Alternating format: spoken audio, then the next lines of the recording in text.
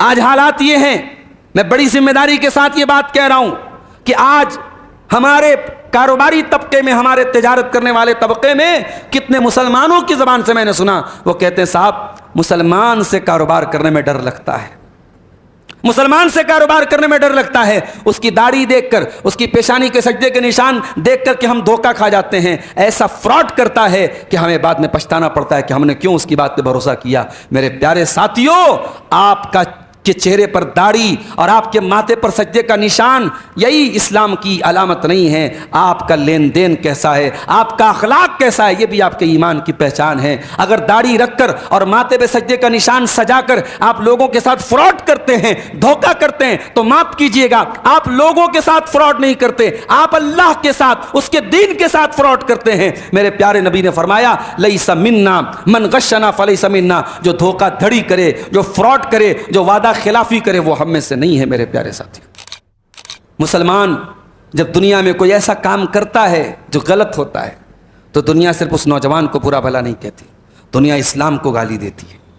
جب مسلمان نوجوان کوئی غلط کام کرتا ہے، دنیا پورے اسلام کو بدنام کرنے کے پیچھے پڑ جاتی ہے۔ میرے پیارے ساتھیوں، اپنے اخلاق کو ایسا بناؤ۔ محمد رسول اللہ صلی اللہ علیہ وسلم نے مکہ کی سرزمین پر جہاں آپ پر پتھر مارے گئے، جہاں آپ پر نماز پڑھنا دوبھر کیا گیا، جہاں آپ پر ظلم و ستم کیا گیا، اس ماحول میں نبی نے اپنے اخلاق سے کوئی کمپرومائز نہیں کیا۔ شاعر کو کہنا پڑتا ہے ظالم سے لیا ظلم کا بدلہ نہ کسی وقت، مارا بھی تو اخلاق کی تلوار سے مارا۔ میرے نبی نے اخلاق کی تلوار سے لوگوں کا دل جیتا ہے۔ میرے ساتھی، عبدالغفار سلفی کے بیانات سننے کے لیے مولانا کے اس آفیشل چینل کو سبسکرائب کریں۔ کسی بھی سماج میں، کسی بھی معاشرے میں سب سے اہم اگر کوئی طبقہ ہوتا ہے وہ نوجوانوں کا طبقہ ہوتا ہے، جو کچھ کر سکتا ہے، جس کے اندر انرجی ہوتی ہے، جس کے اندر جذبہ ہوتا ہے، جوش ہوتا ہے، وہ نوجوان ہوتے ہیں۔ اور ہم یہ بھی جانتے ہیں انسانی زندگی کا سب سے قیمتی وقت جو ہوتا ہے وہ جوانی کا وقت ہوتا ہے۔ اسی لیے عربی زبان میں ایک جملہ بولا جاتا ہے لیت الشباب یعود۔ عربی گرامر میں کسی ناممکن چیز کی وش کرنا، کسی ناممکن چیز کی تمنا کرنے کے لیے لیتا لایا جاتا ہے۔ لیتا وہاں لایا جاتا ہے جو امپاسبل ہو، تو عربی میں کہتے ہیں لیت الشباب یعود، کاش کہ جوانی لوٹ جائے۔ جوانی لوٹنے والی نہیں ہے میرے ساتھی۔ آپ کی زندگی میں 20 سال کی عمر میں جو انرجی ہے وہ 50 سال میں نہیں پیدا ہو سکتی۔ اسی لیے اللہ تعالیٰ نے اس جوانی کی نعمت کی ہمیں اور آپ کو قدر کرنے کی تعلیم دی ہے۔ میں 2 حدیثیں آپ کو سنا کر کے بات آگے بڑھاتا ہوں۔ اللہ کے پیارے نبی صلی اللہ علیہ وسلم فرماتے ہیں لا تزول قدم ابن آدم من عند ربہ یوم القیامہ، قیامت کے دن انسان اپنی جگہ سے ہل نہ پائے گا، ٹل نہ پائے گا جب تک 5 سوالوں کا جواب نہ دے دے۔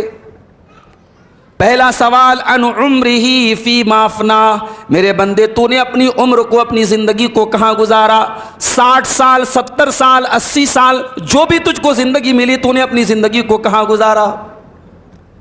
دوسرا سوال وعن شبابہ فیما ابلاہ، میرے نوجوان ساتھیوں، میری نوجوان بہنوں، میرے نوجوان بھائیوں، دوسرا سوال ہم سے اور آپ سے ہونے والا ہے۔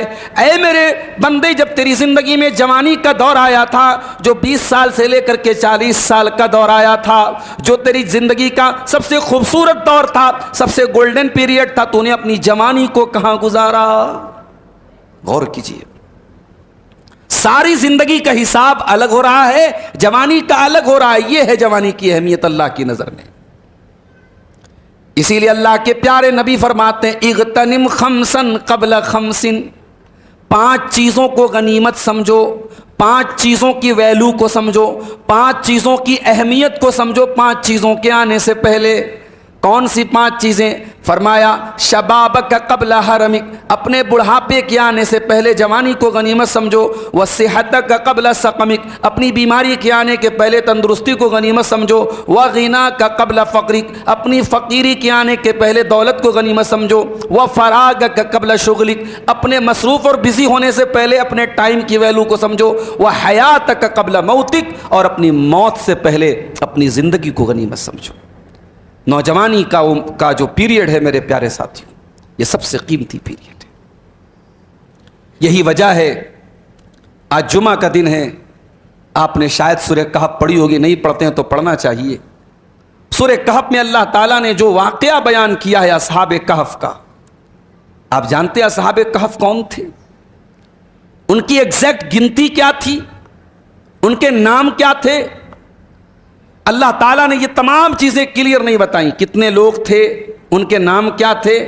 اللہ نے ایک بات کلیئر بتائی، فرمایا انہم فتیۃ آمنوا بربہم وزدناہم ہدی۔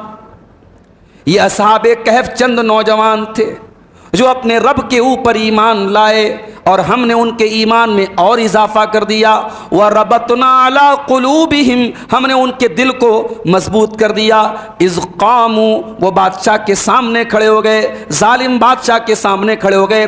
فَقَالُوا، اور مشرک بادشاہ کے سامنے، کافر بادشاہ کے سامنے جا کر کے اعلان کر دیا، رَبُّنَا رَبُّ السَّمَاوَاتِ وَالْأَرْضِ لَن نَّدْعُوَ مِن دُونِهِ إِلَٰهًا لَّقَدْ قُلْنَا إِذًا شَطَطًا۔ بادشاہ مشرک ہے، بادشاہ کافر ہے، اس کے سامنے توحید کا اقرار کر رہے ہیں کہ اے بادشاہ سن لے، ہمارا پروردگار وہ اللہ ہے جو آسمانوں اور زمین کا رب ہے، ہم اس کے سوا کسی اور کو نہیں پکار سکتے۔ یہ نوجوان بہت اچھے بیک گراؤنڈ کے نوجوان تھے، بڑے باپ کی اولاد تھے، حویلیوں میں رہتے تھے، محلوں میں رہتے تھے۔ جب انہوں نے یہ دیکھا اپنے ایمان کو بچانا مشکل ہے، اپنی توحید کو بچانا مشکل ہے، اس قوم کے بیچ میں رہ کر کے ہم توحید پر نہیں رہ سکتے، ایمان پر نہیں رہ سکتے۔ قرآن کہتا ہے اِذْ أَوَى الْفِتْيَةُ إِلَى الْكَهْفِ فَقَالُوا رَبَّنَا آتِنَا مِن لَّدُنكَ رَحْمَةً وَهَيِّئْ لَنَا مِنْ أَمْرِنَا رَشَدًا۔ یہ نوجوان اپنے باپ کا گھر چھوڑ کر کے، اپنے فیملی کو چھوڑ کر کے، اپنے پریوار کو چھوڑ کر کے ایک پہاڑ کے غار میں چلے جاتے ہیں، اور اللہ تعالیٰ وہاں پر ان کو پناہ لینے کا حکم دیتا ہے۔ وہاں جا کے وہ پناہ لیتے ہیں اور 309 سال تک سوئے رہتے ہیں۔ اتنا عجیب و غریب واقعہ، انسانی تاریخ کا ایک عجیب و غریب واقعہ اللہ تعالیٰ نے اس واقعے میں ہائی لائٹ کیا ہے۔ تو کس بات کو کیا ہے کہ اے میرے بندو، یہ نوجوان تھے، اپنے ایمان کو بچانے کے لیے اتنی بڑی قربانی دینے کا گٹس اگر کسی کے اندر ہے، ہمت کسی کے اندر ہے، جذبہ کسی کے اندر ہے، تو وہ نوجوانوں کے اندر ہو سکتی ہے۔ آج ہمارا نوجوان کہاں کھڑا ہے میرے بھائی؟ آج ہمارا نوجوان کہاں کھڑا ہے؟ اگر ہم بگاڑ کی بات کریں تو بگاڑ کو ہم کیٹیگریز میں بانٹ سکتے ہیں۔ ہمارے نوجوان کے اندر عقیدے کا بھی بگاڑ ہے، ہمارے نوجوان کے اندر علم کا بھی بگاڑ ہے، ہمارے نوجوان کے اندر عمل کا بھی بگاڑ ہے، ہمارے نوجوان کے اندر اخلاق کا بھی بگاڑ ہے۔ سب سے بڑا بگاڑ عقیدے کا بگاڑ ہے۔ کتنے نوجوان ہیں، محنت کر رہے ہیں، ٹائم لگا رہے ہیں، انرجی لگا رہے ہیں، پیسہ لگا رہے ہیں، کہاں؟ قبروں کے اوپر، مزاروں کے اوپر، بدعات کے اوپر، خرافات کے اوپر۔ ان کو مس گائیڈ کیا گیا، ان کو گمراہ کیا گیا، ان کی امت کا ایک بڑا سرمایہ آج بدعت و خرافات کے اوپر لگ رہا ہے۔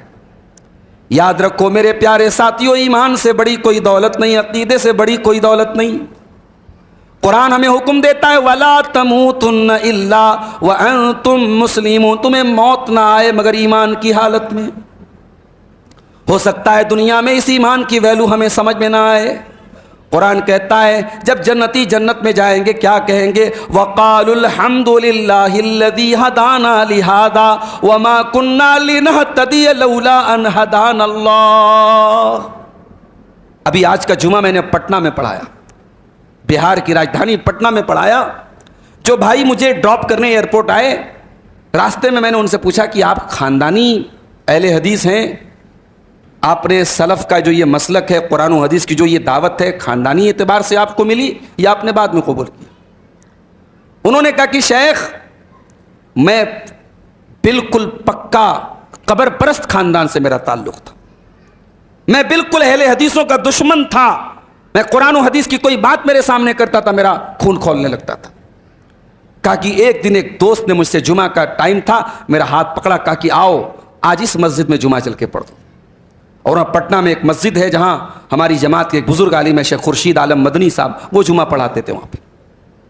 وہ انسان ایک جمعہ کے لیے اپنے دوست کے کہنے پر چلا گیا، اور ایک جمعہ، اور وہ جمعہ بھی اتفاق سے شیخ محترم نے ہدایت کے موضوع پہ پڑھایا تھا، خطبہ دیا تھا، اس نوجوان نے ایک خطبے میں اس کے دل کی دنیا بدل گئی، اور آج الحمدللہ وہ نہ صرف یہ کہ قرآن و حدیث کے پلیٹ فارم پر آ گیا، پکا اہل حدیث بن گیا، پکا موحد بن گیا، پورا اس کی فیملی، پورا پریوار اس کا صحیح راستے پر آ گیا۔ آج الحمدللہ وہ پیسے والا آدمی ہے اور بلڈر آدمی ہے، اس نے اس چھوٹی سی مسجد کو وسیع کرایا، اور آج اس مسجد کی انتظامیہ کمیٹی میں وہ شامل ہے۔ اللہ کہاں کب کس کو ہدایت دے دے میرے بھائی، ہماری اوقات تھوڑی ہے، یہ ہدایت اللہ کی توفیق سے ہمیں ملتی ہے۔ یہ ایمان کی دولت، یہ ہدایت کی دولت دنیا کی سب سے بڑی دولت ہے۔ میرے نوجوانوں، اس نعمت کی قدر کرو، کہیں ایسا نہ ہو، یہ فتنوں کا دور ہے، کبھی کسی لالچ میں آ کر کے، کسی کی باتوں میں آ کر کے، اور اپنی بہنوں سے کہنا چاہوں گا، کسی کے پیار اور کسی کے محبت کے چکر میں پڑ کر کے اللہ کے واسطے اپنے ایمان کا سودا مت کر لینا۔ یہ ایمان دنیا کی سب سے قیمتی دولت ہے میرے ساتھیوں، میری پیاری ماں اور بہنوں۔ اس ایمان کو کبھی قربان، جان چلی جائے مگر ایمان نہ جائے، اس ایمان کی وہ اہمیت ہے میرے پیارے ساتھیوں۔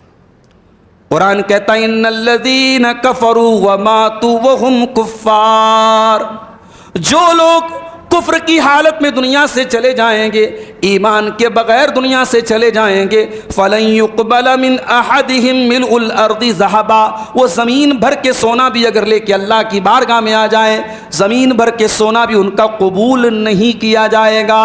اللہ کے عذاب سے نہیں بچ سکتے، وہ زمین بھر کے سونا بھی لا کے نہیں بچ سکتے۔ اپنے ایمان کی حفاظت کرو، اپنے بچوں کے عقیدے کی فکر کرو۔ یہ کبھی نہ سمجھنا کہ صاحب ہم تو بابا نگر میں رہتے، ہمارے آس پاس میں تو الحمدللہ سب قرآن و حدیث پہ چلنے والے لوگ ہیں۔ اپنی آنے والی نسلوں کی بنیاد اتنی مضبوط کرو کہ زمانے کے بڑے بڑے فتنے آ جائیں، آپ کے بچوں اور آپ کے پریوار کے لوگوں کے ایمان کو ڈگمگا نہ سکیں۔ ایسا ایمان بناؤ، ایسا عقیدہ بناؤ جو نبی نے اور صحابہ نے اپنے بچوں کا بنایا تھا۔ اللہ کے پیارے نبی اپنے چچا زاد بھائی سے کیا کہتے ہیں؟ 10 سال یا 8 سال کی عمر عبداللہ ابن عباس کی بچے ہیں، پیارے نبی کے پاس بیٹھے ہوئے ہیں، اونٹ کے اوپر سوار ہیں۔ اللہ کے نبی 8 سال کے بچے سے کہتے ہیں یا غلام اذا سألت فاسأل اللہ واذا استعنت فاستعن باللہ، اے بچے جب بھی سوال کرنا اللہ سے سوال کرنا، جب بھی مدد مانگنا اللہ سے مدد مانگنا۔ یہ اپنے بچوں کو سکھاؤ کہ تمہارا غریب نواز، تمہارا دستگیر، تمہارا غوث اعظم، تمہاری بگڑی بنانے والا، تمہیں دکھوں میں تمہارے دکھوں کو دور کرنے والا وہی ہے جس نے سارے نبیوں کی دعاؤں کو سنا، جس نے ایوب کو شفا دی، جس نے ابراہیم کو اولاد دی، جس نے زکریا کو بڑھاپے میں یحییٰ دیا، جس نے نوح علیہ السلام کی قوم کو، نوح علیہ السلام کو کشتی پہ نجات دی، جس نے یوسف علیہ السلام کو قید خانے سے نکال کر مصر کا بادشاہ بنایا۔ وہی اللہ تیرا رب ہے، وہی اللہ تیرا معبود ہے۔ یہ عقیدہ اپنے بچوں کو سکھاؤ میرے پیارے ساتھی۔ عقیدے کا بگاڑ سب سے بڑا بگاڑ ہے۔ اس کے بعد آ جائیے علم کا بگاڑ۔ ہمارے نوجوانوں میں 2 ٹائپ کے نوجوان ہیں، ایک وہ ہیں جن کے پاس دین کا علم نہ کے برابر ہے۔ اگر آپ کو میری بات پہ شک ہے، جائیے سروے کر لیجئے، کتنے نوجوان آپ کو ملیں گے ان کو یہ بھی نہیں معلوم کہ ایمان کس چڑیا کا نام ہے۔ ان سے پوچھو کہ واٹ از ایمان، what is the definition of ایمان، ایمان کس کو بولتے ہیں، ایمان کے ارکان کیا ہیں، ایمان کے پلرز کیا ہیں، کن کن چیزوں پر ایمان لانا کمپلسری ہے ایک مسلمان کے لیے، وہ جواب نہیں دے پائیں گے۔ کتنے نوجوان ہیں ان سے پوچھو پیارے نبی صلی اللہ علیہ وسلم کے بارے میں بڑے موٹے موٹے سوالات، ابو بکر کون تھے، عمر کون تھے، عثمان کون تھے، علی کون تھے، عائشہ کون تھی، خدیجہ کون تھی، ابو طالب کون تھے، نبی کی سیرت کے بارے میں بڑے بیسک سوالات آپ کریں وہ جواب نہیں دے پائیں گے۔ اور یہ وہ نوجوان ہیں جو ماشاءاللہ بڑے ٹیلنٹڈ ہیں، ان سے ان کی فیلڈ کا سوال آپ کر لیجئے، ان سے ان کے بزنس کا سوال کر لیجئے، ان سے پولیٹکس کا سوال کر لیجئے، ان سے دنیا کا سوال کر لیجئے، بہت نالج ہے، مگر دین کی نالج نہ کے برابر ہے۔ یہ ہمارے نوجوانوں کا بہت بڑا بگاڑ ہے۔ آج کتنی ہماری بہنیں ہیں ان کو اپنے طہارت اور پاکی کے جو مخصوص مسائل ہے، جو لیڈیز سے ریلیٹڈ اسپیشل مسائل ہیں، ان کی جانکاری نہ کے برابر ہے۔ بسا اوقات وہ ناپاک ہیں لیکن وہ جو ہے اپنے آپ کو پاک سمجھ رہی ہیں، یا پاک ہے ناپاک سمجھ رہی ہیں، یا ان کو اپنے مخصوص ایام میں کیا کرنا چاہیے کیا نہیں کرنا چاہیے ان کو نہیں معلوم ہے۔ جانکاری نہ کے برابر، علم نہ کے برابر۔ اسی لیے اللہ قرآن میں کہتا ہے یعلمون ظاہرا من الحیات الدنیا، تمہیں دنیا کی بڑی نالج ہے، بڑی جانکاری ہے، وہم عن الآخرۃ ہم غافلون، لیکن آخرت کے معاملے میں تم بالکل غافل ہو۔ امام حسن بصری کہتے ہیں کہ بعض لوگ اتنے ماہر ہوتے ہیں کہ وہ اپنی انگلی کے ناخن پہ رکھ کے بتا دیتے ہیں کہ دینار کا وزن کتنا ہے، سونے کے سکے کا وزن کتنا ہے، لیکن 2 رکعت نماز پڑھنے کا طریقہ ان کو نہیں آتا۔ اتنے دین سے نابلد ہوتے ہیں، دین سے دور ہوتے ہیں۔ شہر حیدرآباد کے زندہ دل لوگوں، میں آپ کو اس بات کی دعوت دیتا ہوں کہ دین کا بیسک علم حاصل کرو۔ دین کا بیسک علم آپ کی مسجد کے امام کے لیے جتنا ضروری ہے، ایک مدرسے کے پڑھنے والے فارغ کے لیے جتنا ضروری ہے، دین کا جو بنیادی علم ہے، دین کا جو بیسک علم ہے، وہ ہر مسلمان کے لیے ضروری ہے۔ پیارے نبی صلی اللہ علیہ وسلم فرمایا طلب العلم فریضۃ علی کل مسلم، کہ علم حاصل کرنا، دین کا بنیادی علم حاصل کرنا ہر مسلمان کے لیے ضروری ہے۔ تو ایک پرابلم تو یہ، ایک بگاڑ تو یہ ہے۔ اور دوسرے ہمارے نوجوان وہ ہیں جن کے پاس دین کا علم تو ہے، غلط سورس سے وہ علم آ رہا ہے۔ وہ علی مرزا جیسے جاہل اور صحابہ کے دشمن اور اپنے آپ کو ترم خاں سمجھنے والے، نہ علم سے کوئی مطلب، نہ مطالعے سے کوئی مطلب، نہ علماء سے کبھی فیض حاصل کیا، نہ مدرسوں میں کبھی تعلیم حاصل کی، 4 کتابیں پڑھ لی اور اس کو یوٹیوب مل گیا، کیمرہ مل گیا، اور اپنے آپ کو بہت بڑا علامہ اور امام اپنے آپ کو بننے لگا۔ ایسے انسان کو اپنا استاذ ماننے والا ہمارا نوجوان وہ علم حاصل کرے گا تو علم کے نام پر بہکے گا، علم کے نام پر بہکے گا۔ وہ کبھی ایسے لوگوں کی تقریروں کو اسٹیٹس میں لگائے گا جو اہل حدیثوں کے کٹر دشمن اور اخوانی سوچ کے فکر کے حامل ہیں۔ وہ ایسے لوگوں کو اپنے موبائل کے اسٹیٹس پر لگائے گا جو صحابہ کو گالیاں دیتے ہیں، جن کی ساری زندگی گزری ہے صحابہ کو گالی دینے والوں کو قریب کرنے میں اور صحابہ کو برا بھلا کہنے میں۔ تو یہ بہت بڑا سوال ہے کہ آپ علم کس سے حاصل کر رہے ہیں، آپ کا سورس کیا ہے۔ علم کو ہمیشہ آتھینٹک سورسز سے حاصل کرو میرے ساتھیوں۔ امام محمد ابن سیرین کہا کرتے تھے ان ھذا العلم دین فانظروا عمن تاخذون دینکم، اے لوگو جب دین کا علم حاصل کرو تو سوچ سمجھ کے حاصل کرو۔ جب تم دین کا علم کسی سے لیتے ہو تو دین لیتے ہو، دیکھ لو کہ دین کس سے حاصل کر رہے ہو۔ یہ محدثین کے یہاں سند کا سسٹم کیوں ہے؟ یہ راوی ثقہ ہے، یہ راوی ضعیف ہے، یہ راوی جھوٹا ہے، یہ راوی سچا ہے۔ محدثین کے یہاں یہ اصول کیوں بنائے گئے، یہ قانون کیوں بنایا گیا؟ امام مالک کہا کرتے تھے الاسناد من الدین، کہ سند دین کا ایک حصہ ہے۔ ولولا الاسناد لقال من شاء ما شاء، اگر سند نہ ہوتی تو جس کا جو من چلتا جو جی چاہتا کہہ دیتا۔ تو دین میں جب سند ہے میرے بھائی تو آج بھی وہ سند چلے گی۔ ہر آدمی کو یہ درجہ مت دو کہ اس سے دین سیکھا جائے گا۔ دین کس سے سیکھا جائے گا؟ مستند لوگوں سے، آتھینٹک لوگوں سے، قرآن و حدیث کے جانکار لوگوں سے۔ ہر انسان کو یہ درجہ نہیں دے سکتے کہ اس سے ہم دین کے معاملے میں اپنا استاذ بنائیں گے۔ تو یہ بہت بڑا بگاڑ ہے جو اپنے نوجوانوں کے اندر ہم دیکھتے ہیں۔ اب آ جائیے عمل کا بگاڑ ہم دیکھتے ہیں۔ عمل کا بگاڑ کیا ہے؟ نماز کا ٹائم ہو گیا، ہمارا نوجوان اپنے کاموں میں لگا ہوا ہے، اسے اپنے کاروبار اور اپنے بزنس میں وہ اتنا بزی ہے کہ اسے نماز پڑھنے کا ٹائم نہیں ہے۔ یاد رکھو میرے پیارے ساتھیوں، آپ کا کاروبار، آپ کا بزنس نماز سے بڑھ کر کے نہیں ہے۔ اپنے بزنس پر، اپنے بزنس، نماز کے اوپر اپنے بزنس اور اپنے کاروبار کو کبھی ترجیح مت دینا۔ قرآن کہتا ہے رجال لا تلہیہم تجارت ولا بیع عن ذکر اللہ، میرے نیک بندے وہ ہیں، میرے متقی بندے وہ ہیں، ان کا کاروبار، ان کی تجارت ان کو اللہ کے ذکر سے غافل نہیں کرتی۔ یخافون یوما تتقلب فیہ القلوب والابصار، وہ اس دن سے ڈرتے ہیں جس دن آنکھیں اور کلیجے الٹ پلٹ جائیں گے، نہ آنکھیں اپنی جگہ رہیں گی نہ کلیجے اپنی جگہ رہیں گے۔ وہ قیامت کے دن سے ڈرتے ہیں۔ نماز کی پابندی کرو میرے پیارے ساتھی۔ جس نبی کا ہم کلمہ پڑھتے ہیں، جس نبی سے محبت کا دم بھرتے ہیں، اس نبی کی زندگی میں نماز کی بڑی اہمیت تھی۔ وہ نبی اپنے انتقال کے پہلے وصیت کر کے گئے الصلاۃ الصلاۃ، اے میری امت کے لوگوں نماز کا خیال کرنا، نماز کی پابندی کرنا۔ وہ نبی آج ہمارے اوپر جب دکھ آتے ہیں، مصیبتیں آتی ہیں، ہم کیا کرتے ہیں؟ ہم دوستوں سے مشورہ کرتے ہیں، بیوی سے مشورہ کرتے ہیں، ساتھیوں سے مشورہ کرتے ہیں، ارے یار یہ پرابلم آ گئی، کیا کریں کیا نہ کریں۔ میرے نبی پر جب کوئی پرابلم آتی تھی، حدیث کے الفاظ ہیں، اللہ کے پیارے نبی نماز میں کھڑے ہو جاتے تھے، اللہ کی بارگاہ میں اپنا شکوہ پیش کرتے تھے، اللہ کے سامنے اپنی پرابلم رکھتے تھے، اللہ کے سامنے اپنا شکوہ رکھتے تھے۔ زندگی میں جب مسائل میں گرفتار ہو جانا، جب مصیبتوں میں پڑ جانا، جب زندگی میں کوئی راستہ نظر نہ آئے تو آنا، اللہ کے گھر میں آنا اور اللہ کے سامنے سجدہ کر لینا۔ میرے بھائیوں، میں بڑے یقین کے ساتھ کہتا ہوں، میری بہنوں میں بڑے یقین کے ساتھ کہتا ہوں، اللہ کے سامنے جھک جاؤ گے، کسی اور کے آگے جھکنے کی ضرورت نہیں پڑے گی۔ وہ ایک سجدہ جسے تو گراں سمجھتا ہے، 1000 سجدوں سے دیتا ہے آدمی کو نجات۔ آج ہمارے نوجوانوں میں نماز کے معاملے میں بہت لاپرواہی ہے، اور حیدرآباد جیسے شہر میں جہاں اپنا ایک کلچر ہے، اپنی ایک تہذیب ہے، یہاں جب سڑکوں پہ ہم نکلتے ہیں، مسلمان نوجوان ماشاءاللہ سوپ پہنے ہوئے، کرتا پہنے ہوئے، لمبی لمبی داڑھی رکھے ہوئے ہمیں نظر آتے ہیں۔ مسلمان عورتیں نقاب میں، حجاب میں نظر آتی ہے۔ اپنا ایک کلچر ہے اس شہر کا، اس کلچر میں اسلام کی جھلک ہے میرے بھائیوں، اس کلچر میں ہمارے پیارے نبی کے دین کی جھلک ہے۔ اس کلچر کو صرف ایک کلچر کی حیثیت سے نہیں، ایک دین کی حیثیت سے اس پر عمل کرنا۔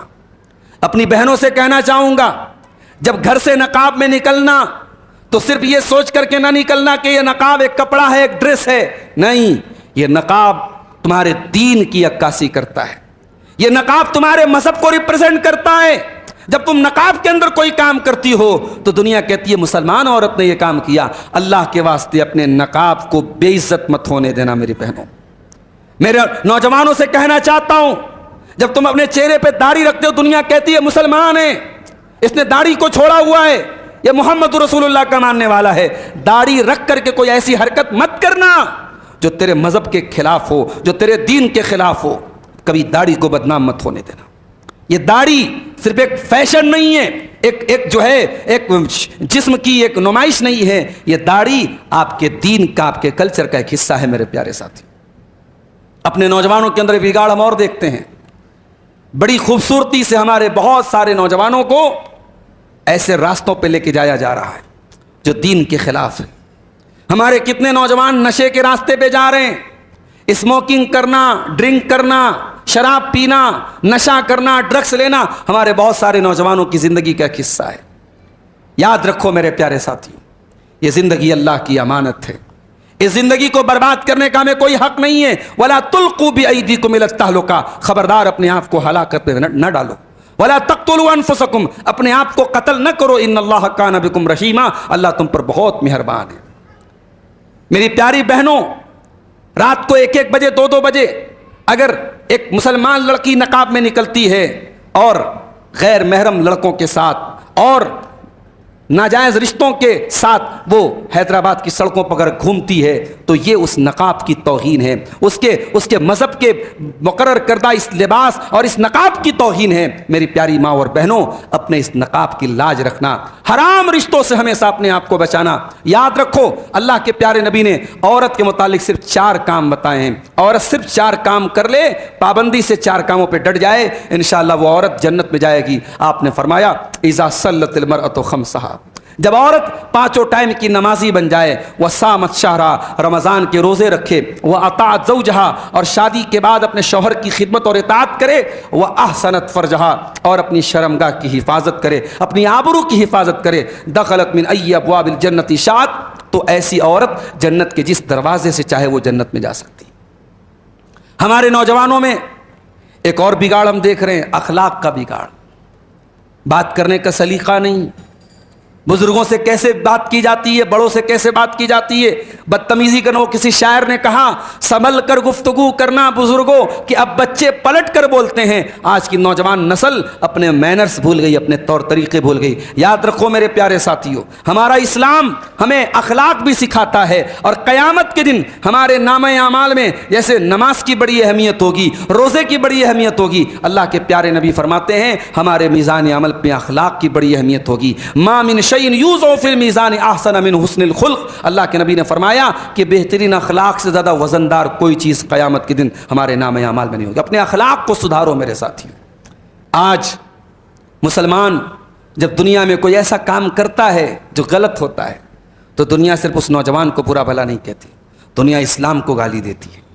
جب مسلمان نوجوان کوئی غلط کام کرتا ہے دنیا پورے اسلام کو بدنام کرنے کے پیچھے پڑ جاتی ہے۔ میرے پیارے ساتھیوں، اپنے اخلاق کو ایسا بناؤ۔ محمد رسول اللہ صلی اللہ علیہ وسلم نے مکہ کی سرزمین پر جہاں آپ پر پتھر مارے گئے، جہاں آپ پر نماز پڑھنا دوبھر کیا گیا، جہاں آپ پر ظلم و ستم کیا گیا، اس ماحول میں نبی نے اپنے اخلاق سے کوئی کمپرومائز نہیں کیا۔ شاعر کو کہنا پڑتا ہے، ظالم سے لیا ظلم کا بدلہ نہ کسی وقت، مارا بھی تو اخلاق کی تلوار سے مارا۔ میرے نبی نے اخلاق کی تلوار سے لوگوں کا دل جیتا ہے۔ میرے ساتھی، اخلاق کو بہتر بناؤ۔ آپ کا رویہ، آپ کا بیہیویئر، آپ کا سلوک، آپ کی بات چیت، آپ کا لین دین بالکل ٹرانسپیرنٹ ہونا چاہیے۔ آج حالات یہ ہیں، میں بڑی ذمہ داری کے ساتھ یہ بات کہہ رہا ہوں کہ آج ہمارے کاروباری طبقے میں، ہمارے تجارت کرنے والے طبقے میں کتنے مسلمانوں کی زبان سے میں نے سنا، وہ کہتے ہیں صاحب مسلمان سے کاروبار کرنے میں ڈر لگتا ہے، مسلمان سے کاروبار کرنے میں ڈر لگتا ہے، اس کی داڑھی دیکھ کر، اس کی پیشانی کے سجدے کے نشان دیکھ کر کہ ہم دھوکہ کھا جاتے ہیں، ایسا فراڈ کرتا ہے کہ ہمیں بعد میں پچھتانا پڑتا ہے کہ ہم نے کیوں اس کی بات پہ بھروسہ کیا۔ میرے پیارے ساتھیوں، آپ کا کے چہرے پر داڑھی اور آپ کے ماتھے پر سجدے کا نشان یہی اسلام کی علامت نہیں ہے۔ آپ کا لین دین کیسا ہے، آپ کا اخلاق کیسا ہے، یہ بھی آپ کے ایمان کی پہچان ہے۔ اگر داڑھی رکھ کر اور ماتھے پہ سجدے کا نشان سجا کر آپ لوگوں کے ساتھ فراڈ کرتے ہیں، دھوکہ کرتے ہیں، تو معاف کیجئے گا، آپ لوگوں کے ساتھ فراڈ نہیں کرتے، آپ اللہ کے ساتھ، اس کے دین کے ساتھ فراڈ کرتے ہیں۔ میرے پیارے نبی نے فرمایا، لیس منا من غشنا فلیس منا، جو دھوکہ دھڑی کرے، جو فراڈ کرے، جو وعدہ خلافی کرے، وہ ہم میں سے نہیں ہے۔ میرے پیارے ساتھی، یاد کیجئے نبی کی زندگی میں پہلی جنگ کون سی ہوئی تھی؟ کوئی بتا سکتا ہے؟ اللہ کے نبی نے مدینہ پہنچنے کے بعد مکہ کے کافروں کے ساتھ آپ نے پہلی جنگ کون سی لڑی تھی؟ بدر کی جنگ لڑی تھی۔ اس جنگ میں اللہ کے نبی کے ساتھ کتنے صحابہ تھے؟ 313 تھے تقریباً۔ سامنے دشمن کتنے تھے؟ 1000 تھے، یعنی دشمن کی تعداد 3x تھی، 3 گنا زیادہ تھی۔ ان حالات میں اللہ کے نبی کے پاس ایک صحابی حضرت حذیفہ ابن یمان آتے ہیں، کہتے ہیں اللہ کے نبی ہم لوگ آ رہے تھے، راستے میں ہمیں دشمنوں نے گرفتار کر لیا، پکڑ لیا، اور ہم سے یہ وعدہ لیا کہ دشمن ہم اللہ کے نبی کے اور صحابہ کے ساتھ ہم جنگ میں شامل نہیں ہوں گے، ہم مشرکین کے خلاف جنگ میں شامل نہیں ہوں گے۔ ہم نے جب یہ وعدہ کیا ہے تب ہماری جان بخشی گئی ہے۔ اے اللہ کے نبی، ہم نے جان بچانے کے لیے یہ وعدہ کیا ہے، مگر ہم جانتے ہیں آپ کے لیے ایک ایک آدمی کی بڑی قیمت ہے۔ اے اللہ کے نبی، ہم اجازت چاہتے ہیں کہ ہمیں بدر کی لڑائی میں شامل ہونے کا موقع دیا جائے۔ نبی نے فرمایا کہ نہیں، اے میرے صحابہ، ہم تمہارے وعدے کی قدر کریں گے، انصرفا، تم واپس جاؤ، نفی بعہدہم، ہم نے مشرکین سے جو ایگریمنٹ کیا ہے ہم اس وعدے کو پورا کریں گے۔ دنیا والے کہتے ہیں everything is fair in love and war, پیار اور محبت میں اور جنگ میں سب جائز ہے۔ نہ پیار اور محبت کے نام پہ سب جائز ہے، نہ جنگ کے نام پہ سب جائز ہے۔ میرے نبی نے جنگ کے بھی اصول بتائے ہیں۔ میرے پیارے ساتھی، جنگ کے اصول بتائے ہیں۔ آج دنیا جب جنگ لڑتی ہے، بچوں کو مارتی ہے، بوڑھوں کو مارتی ہے، اسپتالوں پر بم برساتی ہے، میرے نبی نے کبھی یہ تعلیم نہیں دی۔ میرے نبی جب صحابہ کرام کو جنگ کے میدان میں بھیجتے تھے، کہتے تھے اغزو بسم اللہ، جاؤ اللہ کے نام پہ لڑنا، اللہ کے نام پہ دشمن سے مقابلہ کرنا، ولا تقتلوا ولیدا، کسی بچے کو قتل نہ کرنا، ولا شیخا فانیا، کسی بوڑھے کو قتل نہ کرنا، ولا تحرقوا شجرا، کسی پیڑ کو آگ مت لگانا، کسی کی عبادت گاہ پر حملہ نہ کرنا۔ یہ اصول بتائے ہیں جناب محمد رسول اللہ صلی اللہ علیہ وسلم نے جنگ کے میدان کے۔ اور قرآن کہتا ہے وَلَا يَجْرِمَنَّكُمْ شَنَآنُ قَوْمٍ عَلَىٰ أَلَّا تَعْدِلُوا، کہ اے ایمان والو، کسی قوم سے اگر تمہاری دشمنی بھی ہے تو دشمنی کا مطلب یہ نہیں ہے کہ تم اپنے دشمن کے ساتھ ناانصافی کرو، ہمیشہ انصاف کا دامن تھام کے رکھنا۔ ابھی 3 دن پہلے کشمیر میں جو حادثہ ہوا، ہم نہیں جانتے اس حادثے کے ذمہ دار حقیقت میں کون لوگ ہیں۔ کبھی کبھی ایسا ہوتا ہے کہ کسی واقعے کے پیچھے بڑی گہری سازشیں ہوتی ہیں اور اس واقعے سے بہت سارے لوگ اپنے اپنے فائدے اٹھاتے ہیں۔ ہم اتنا جانتے ہیں کہ جو لوگ کشمیر میں ٹورسٹ کی حیثیت سے گئے تھے، ان بے قصور اور نہتے لوگوں کو اس طریقے سے مارنے والا ظالم تھا، چاہے وہ کوئی بھی ہو۔ مگر آج ملک کا ماحول کیا بنا دیا گیا؟ पूरे मुल्क का माहौल क्या बना दिया गया। उत्तर प्रदेश की आगरा की सरजमीन पर एक मुसलमान रेस्टोरेंट वाला जिसका नाम गुलफाम था, उसको रास्ते में पकड़ करके नाम पूछ करके मार दिया गया और बाकायदा वीडियो जारी किया गया कि हम 26 का बदला 2600 से लेंगे।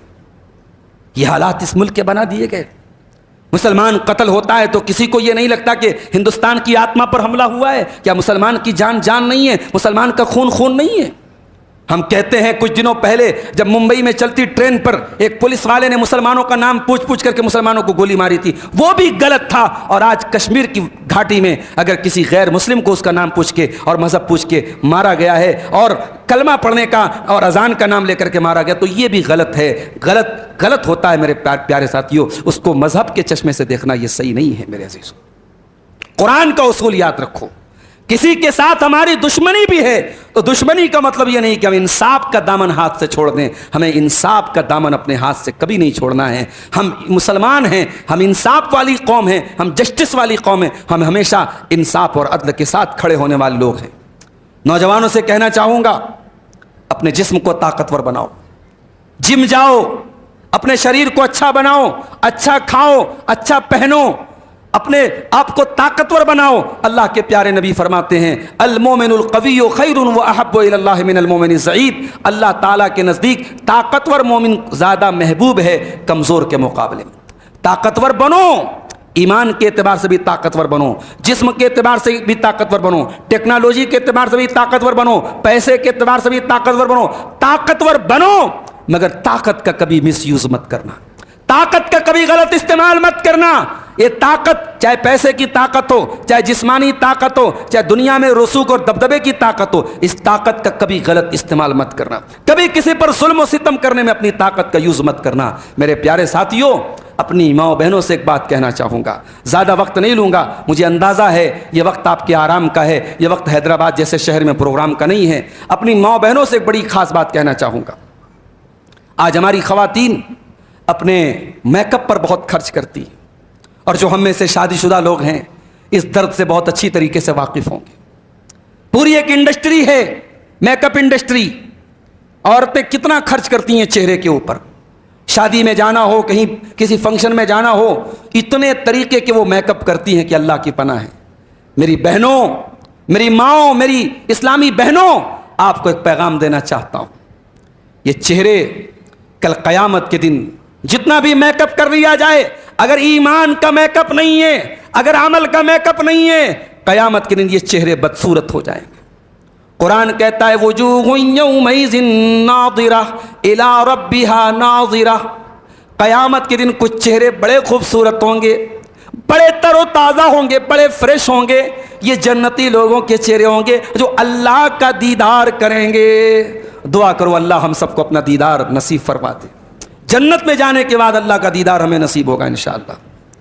जो चेहरे तरोताज़ा होंगे वो अपने रब का दीदार करेंगे। ववुजूहुन यौमइज़िन बासिरा। और क़यामत के दिन कुछ चेहरे ऐसे होंगे जो बड़े मुरझाए हुए होंगे, बड़े बेकार लग रहे होंगे। तदुन्नु अन युफ़अल बिहा फ़ाक़िरा। उनको डर होगा कि हमारे साथ बहुत बुरा सलूक होने वाला है।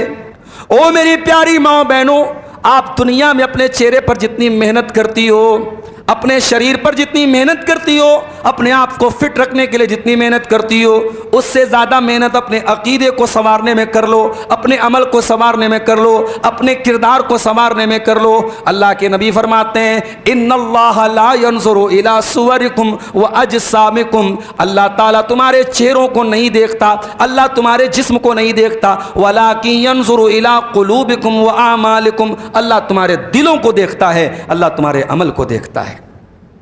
अपने नौजवानों से कहना चाहता हूं, बहुत पसंदीदा साबुन से नहाना, पसंदीदा फेस वॉश से मुंह धोना, पसंदीदा शैम्पू से बाल धोना बहुत हो चुका। उससे मैं मना नहीं कर रहा हूं आपको, लेकिन थोड़ा ये सीने में जो दिल है, इस दिल को भी साफ करने में मेहनत करो मेरे साथी। हजरत इब्राहीम अलैहिस्सलाम की उस दुआ को याद कर लो। इब्राहीम क्या दुआ करते हैं? ولا تخزنی یوم یبعثون، اے اللہ تو مجھے قیامت کے دن رسوا نہ کرنا، مجھے قیامت کے دن تو ذلیل نہ کرنا۔ یوم لا ینفع مال ولا بنون، قیامت کے دن نہ مال کام آئے گا نہ اولاد کام آئے گی، الا من اتی اللہ بقلب سلیم، ہاں قیامت کے دن وہی کامیاب ہوگا جو صاف ستھرا دل لے کر کے آئے گا۔ دل پر محنت کرو میرے ساتھیو، دل کو لالچ سے پاک کرو، دل کو حسد سے پاک کرو، دل کو دنیا کی ناجائز محبت سے پاک کرو، دل کو ناجائز عشق و محبت کے پھندے سے بچا کے رکھو، دل کی حفاظت کرو میرے نوجوان ساتھیو۔ اور آخری پیغام جو دے کر کے اپنی بات ختم کرتا ہوں، میرے نوجوانوں، یہ دور جس دور میں ہم زندگی گزار رہے ہیں یہ صحابہ کا دور نہیں ہے، یہ تابعین کا دور نہیں ہے، یہ بہت فتنوں کا دور ہے، یہ قیامت کی نشانیوں کا دور ہے۔ قدم قدم پر آپ کو گناہوں کے موقع ملیں گے، قدم قدم پر شیطان نے اتنے جال بچھا کے رکھے ہیں کہ آپ کو اپنے قدم کو بچانا بہت مشکل ہے، لیکن شیطان کے بچھائے ان جالوں سے بچا کر کے اپنی زندگی کو اللہ کے بتائے ہوئے راستے پر چلانا، اسی کا نام تقوی ہے۔ اور جس نے تقوی کو اپنا لیا، قرآن کہتا ہے وَمَن يَتَّقِ اللَّهَ يَجْعَل لَّهُ مَخْرَجًا، جو اللہ کا تقوی اپنائے گا، جس کے دل میں اللہ کا ڈر ہوگا، اللہ زندگی کے ہر موڑ پر اس کو راستہ عطا کرے گا۔ وَيَرْزُقْهُ مِنْ حَيْثُ لَا يَحْتَسِبُ، اور اللہ وہاں سے روزی دے گا کہ وہ سوچ بھی نہیں سکتا۔ میرے نوجوانوں جو بزنس کے لیے پریشان ہو، میرے نوجوانوں جو جاب کے لیے پریشان ہو، میرے نوجوانوں جو روزی روٹی کے لیے پریشان ہو، قرآن کی اس آیت کو یاد کر لو کہ جو تقوی اپنائے گا اللہ وہاں سے روزی دے گا، وہ سوچ بھی نہیں سکتا۔ اگر چاہتے ہو کہ روزی کے دروازے کھل جائیں، برکت کے دروازے کھل جائیں، اچھی بیوی مل جائے، اچھا رشتہ مل جائے، پریوار میں محبت پیدا ہو جائے، گھر میں سکون آ جائے، زندگی میں تقوی اپنا لو، اللہ کا ڈر اپنا لو، انشاءاللہ برکتوں کے دروازے کھل جائیں گے۔ اور اگر کبھی شیطان غلط راستے پہ ڈال دے، غلطی ہو سکتی ہے، گناہ ہو سکتا ہے، شیطان کبھی کبھی بہکنے پر آپ بہکا سکتا ہے آپ کو، اگر کبھی شیطان بہکا دے تو اپنے باپ آدم کا راستہ یاد کر لینا، اپنے باپ آدم کا راستہ اپنا لینا۔ آدم سے غلطی ہوئی، ہماری ماں حوا سے غلطی ہوئی، مگر انہوں نے ابلیس کی طرح اپنی غلطی پر ڈھٹائی نہیں کی، اپنی غلطی کی وکالت نہیں کی، اپنے غلطی پر ڈٹے نہیں رہے۔ قال ربنا ظلمنا انفسنا وان لم تغفر لنا وترحمنا لنكونن من الخاسرین۔ دونوں نے اللہ سے سچی توبہ کی، اللہ سے معافی مانگی۔ میرے نوجوان بھائیوں، میری بہنوں، اگر کبھی زندگی میں کچھ گناہ ہو جائیں تو دنیا کو پتہ ہو چاہے نہ پتہ ہو، اللہ کو تو سب پتہ ہے۔ اکیلے میں، تنہائی میں اللہ کے سامنے بیٹھ کر اللہ سے توبہ کر لینا، اللہ سے معافی مانگ لینا، انشاءاللہ اللہ جب معاف کر دے گا تو آپ کی نجات ہو جائے گی۔ یہ چند باتیں نوجوانوں کے بگاڑ کے تعلق سے آپ کے سامنے رکھی گئیں۔ انشاءاللہ کل ہم حیدرآباد میں، کل تک ہم ہیں، اور کل عصر کے بعد مسجد اقصی میں ایک چھوٹا سا پروگرام ہے۔ یہ ہمارے بھائیوں نے ایک اعلان کرنے کا ہمیں حکم دیا ہے۔ جمعیت اہل حدیث حیدرآباد اور سکندرآباد حلقہ حشمت پیٹ کی تصدیق کی بنا پر تصدیق کرتی ہے کہ اولڈ پوائنٹ پلی میں 166 گز زمین مسجد کے لیے خریدنا طے پائی ہے۔ اس کی کل قیمت 1 کروڑ روپے ہے، جس میں سے 39 لاکھ روپے جمع ہوئے ہیں، مزید 61 لاکھ کا انتظام کرنا ہے۔ آپ تمام اہل خیر سے گزارش ہے، اللہ کے گھر کا معاملہ ہے اور ایک بڑی رقم کی درکار ہے، آپ اس کار خیر میں حصہ لیں تاکہ اس مسجد کی زمین کو جلد سے جلد خریدا جا سکے۔ اللہ تعالیٰ اس نیکی کے کام میں ہم سب کو حصہ لینے کی توفیق عطا فرمائے۔ اللہ تعالیٰ ہم نوجوانوں کو اپنی جوانی کی حفاظت کی توفیق عطا فرمائے، ہر قسم کے بگاڑ سے اللہ ہماری حفاظت فرمائے، اللہ حلال روزی کھانے کمانے والا بنائے، حرام سے بچائے، اللہ ہماری ماں بہنوں کی بھی حفاظت کرے، دین پر چلنے والا بنا دے، دین کا جو زیور ہے، شرم و حیا کو جو زیور ہے، ہماری ماں بہنوں کو اسے اپنانے کی توفیق عطا فرمائے۔ رب العالمین ہم میں سے جو پریشان ہیں ان کی پریشانیوں کو دور فرما دے، جو روزگار سے پریشان ہیں ان کو حلال روزی عطا فرما دے، جو بیمار ہیں ان کو شفائے کاملہ عاجلہ عطا فرما دے، جب تک دنیا میں زندہ رکھے اسلام پر زندہ رکھے اور ہم سب کا خاتمہ ایمان پر ہو۔ ربنا تقبل منا انک انت السمیع العلیم وتب علینا انک انت التواب الرحیم، وصلی اللہ تعالی علی نبینا محمد وعلی آلہ وصحبہ اجمعین، والسلام علیکم ورحمۃ اللہ وبرکاتہ۔